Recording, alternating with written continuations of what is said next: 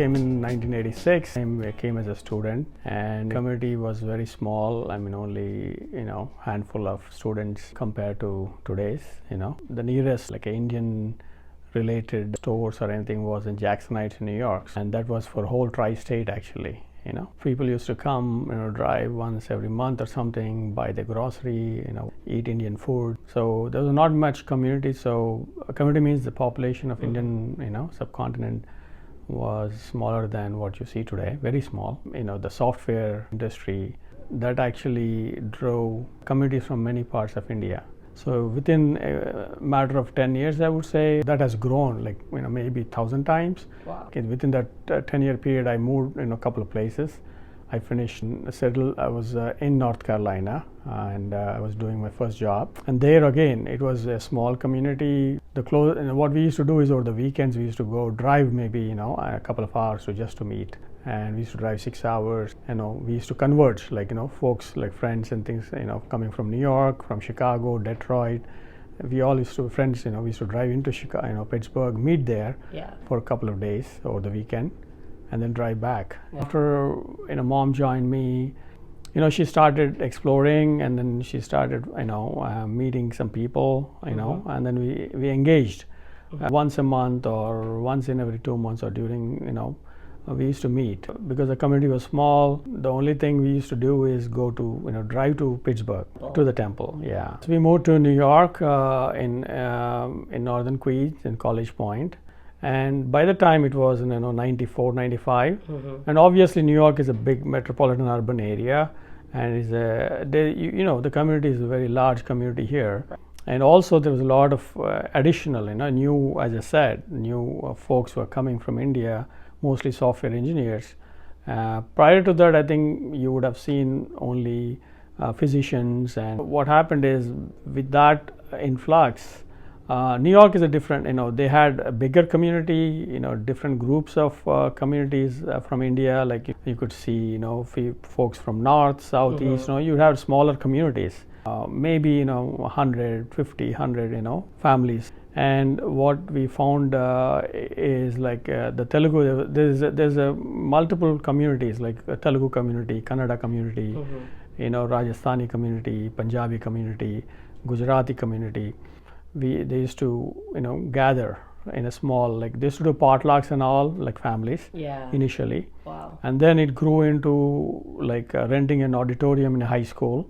So from 2000 onwards, we were involved, directly or indirectly. I was involved, we were involved pretty much as a members.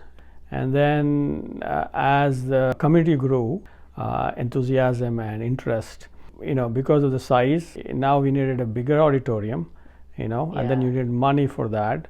And so we were involved in, collecting some donations, bringing in outside artists. There was a lot of interest in bringing in like a little bit of professional singers, or dancers from, sometimes from India. TLCA, the local Telugu association called TLCA, started in 1971, I think. They just started in a house, a group of families like got together, and then just like, to meet and greet and do something for the festival. They used to do potlucks and things like that. So that grew, that 50 years kind of transformation into as the community grew in New York. Parallelly, they were like national organization, because the community was so smaller at the time. So they were trying to.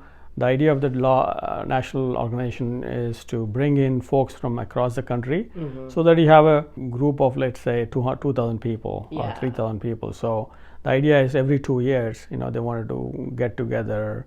So that was like a 2-day, 3-night event happening in one of the major cities in US. Yeah. So the purpose of these organizations or associations are to bring a medium for the kids, to expose them with Telugu culture, the Indian culture, and a place where you can meet other kids, other families. Yeah. The advice is, I think the kids of today are exercising that because there's a community within the schools, within the colleges now. So you have a South Asian associations, you have within the South Asian I think I noticed that you have a Punjabi, so or Gujarati or Telugu or Kannada, Kerala or Tamil, whatever. So they have a small, not only groups within that bigger South Asian group, but you're bringing that talent, or not I would say talent, but what you learned as culturally, right, to the table, and you're exchanging that among your peers. I think I would want that to continue and then extend that to the next level, in the sense, helping, in the sense, networking and be active politically. I think the next generation will be a challenge, because as long as we are around, we push, we bring, we have a connection. But in the next generation, you might lose that. The generation which are following you guys, you need to have that link. I think we want you to come back to this community, form these communities, build these communities again, expand these communities like associations and things like that. Because without you, what happens is, again, this we're missing that extension actually.